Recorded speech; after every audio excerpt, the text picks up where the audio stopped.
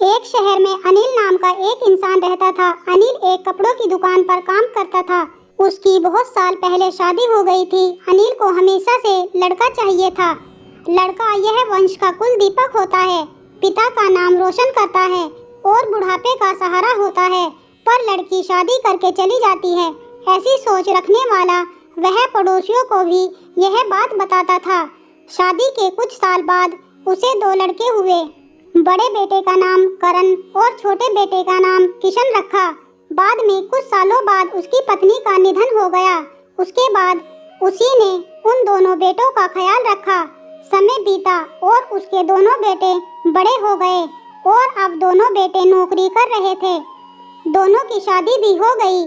शादी होने के बाद भी वह एक साथ ही रहते थे। कुछ साल एक साथ खुशी में गए, लेकिन बाद में दोनों भाई एक दूसरे के साथ झगड़ा करने लगे। दोनों बहुओं में छोटी छोटी बातों पर मतभेद होने लगी। यह सब देखकर अनिल को बहुत बुरा लगता था। अब दोनों ने अलग रहने का निर्णय लिया और वह अलग हो गए। फिर पिताजी का ख्याल कौन रखेगा, ऐसा सवाल निर्माण हुआ। दोनों बेटे एक महीना संभालेंगे, ऐसा तय किया। अनिल एक बेटे के साथ 1 महीने के लिए रहने लगा, फिर दूसरे बेटे के पास 1 महीना। ऐसा उसका बंटवारा हुआ। पर जैसे जैसे वक्त बीतता गया वैसे वैसे बहुओं और बेटों में अनिल को लेकर झगड़ा होने लगा। दोनों बेटों के घर में झगड़े का कारण अनिल रहने लगा। यह बात अनिल को अच्छे से समझ आई थी। अब अनिल को पुरानी यादें याद आने लगी थी। उसने जिंदगी में कितनी बड़ी गलती की थी, यह उसे अब समझ में आ रही थी। पर अब उसका क्या फायदा। आखिर दोनों बेटों ने पिताजी को वृद्धाश्रम भेजने का निर्णय लिया। एक दिन दोनों ही पिताजी को लेकर वृद्धाश्रम में गए। वहां जाने पर सभी औपचारिकता पूरी करके पिताजी को मिलकर वह दोनों अपने अपने घर वापस चले गए। बेटों के घर जाने के बाद अनिल बहुत रोने लगा। उसके बाद वृद्धाश्रम के कई लोगों ने उसे समझाया, पर वह बहुत दुखी हो गया था। अनिल को वृद्धाश्रम में आकर 8-10 दिन हो गए थे। वह किसी से भी बातचीत नहीं करता था और एक पेड़ के नीचे बैठकर विचार में मगन रहता था। वहाँ के लोग उससे पूछते थे, पर उसने किसी को भी कुछ नहीं बताया। कुछ दिनों में वह एक व्यक्ति से थोड़ा बहुत बोलने लगा। बाद में दोनों की अच्छी दोस्ती हो गई। एक दिन वह दोनों बैठे थे, तब वह व्यक्ति अनिल को अपनी कहानी बताने लगा। वह बोला कि मुझे एक ही बेटा है। वह मेरे साथ छोटी छोटी बातों पर झगड़ा करता था। इस बात को मैं बहुत ऊब गया था। उस वजह से मैंने वृद्धाश्रम में रहने का निर्णय लिया। मुझे कभी कभी लगता था कि मुझे बेटे के साथ एक बेटी भी होती तो कितना अच्छा होता। कदाचित आज वह मेरे बुढ़ापे की लाठी बन सकती। उसका बोलना सुनकर अनिल और ज्यादा दुखी हो गया और वह बहुत गहरे विचारों में खो गया। अनिल को दुखी अवस्था में देखकर उसके दोस्त ने पूछा, आप क्या सोच रहे हो? आपके सामने देखो। उस दिखने वाले 2 व्यक्तियों में से एक हमारे वृद्धाश्रम के मालिक हैं। उनका नाम कैलाश सेठ और दूसरी उनकी बेटी है। उनका नाम आराध्या है। वृद्धाश्रम का सारा काम उनकी बेटी संभालती है। कैलाश सेठ उनको एकमात्र बेटी थी। बेटी माँ और पिताजी से बहुत प्यार करती है। उतना ही प्यार वह वृद्धाश्रम के हर एक व्यक्ति से प्यार करती है। अनिल सिर्फ उसकी तरफ देखते ही रह गया और उसका मन और भी ज्यादा दुखी होने लगा। रात होने लगी थी। हर एक वृद्ध अपने अपने रूम में जाने लगे। अनिल भी उसके रूम में जाता है। रात का खाना जल्दी खाकर सब लोग सो जाते हैं। अनिल को उसका भूतकाल याद आता है। अनिल की शादी होने के बाद उसे पहली बेटी हुई थी। उस वक्त उसे बहुत गुस्सा आया था। पत्नी के मना करने के बाद भी गुस्से में उसने बेटी को उठाया और दूर जाकर उसे वहां छोड़ आया। पर अब पश्चाताप करने के सिवाय रास्ता भी नहीं था।